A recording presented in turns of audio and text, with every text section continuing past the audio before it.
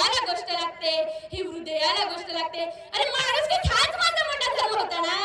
अरे माणुसकी हाच माझा मोठा धर्म होता. मला माणसासारखेच वागायचे होते बरं का.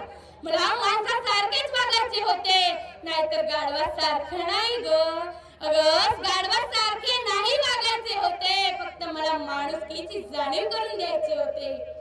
अरे तेव्हा मी आणि माझे ज्योतिबानं शिकवलं घडवलं तेव्हाच हे नवीन इतिहास घडवला. अरे मी शिकले तेव्हाच हे नवीन इतिहास घडविले. होय मी तीच सावित्री बोलते. मी अख्ख्या देशातली एक प्रगती करून देणारे होते. माझे स्वप्न हेच होते की एक स्त्रियांना सुशिक्षित महिला ठरावी, एक सुशिक्षित महिला ठरावी. हे माझे जणू काही स्वप्नच नाही, हे माझे ध्येयच नाही, तर हे काळाची गरज होती. हो हे काळाची गरज होती.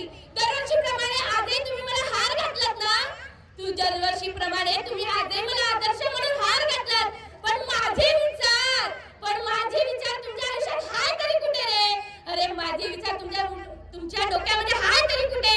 अरे सांगा ना, या प्रश्नाचे उत्तर हवंय ना तुमच्याकडून उत्तर. या प्रश्नाचे उत्तर हवंय ना तुमच्याकडून उत्तर. अरे टीव्हीवर बघताय काय बघताय. अरे मोबाईलवर बघताय काय बघताय. लहान लहान मुलींवर अत्याचार होतानी. अरे लहान लहान मुलींवर बलात्कार होतानी.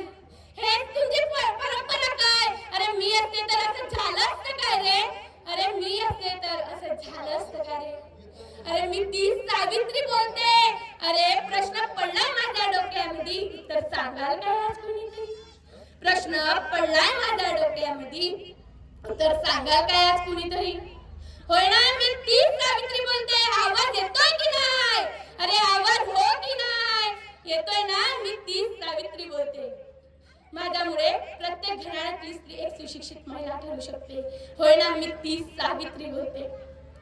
आज तुम्ही हा माझ्या काळापुरताच संघर्ष नव्हे, हा काळापुरताच संघर्ष नव्हे, तर जी कुणी स्त्री आजही त्या विरुद्ध लढेल, तिच्या पाठीशी खंबीर मी आहे. होय तिच्या पाठीशी खंबीर मी आहे. शिक्षण वाघिणीचे दूध आहे.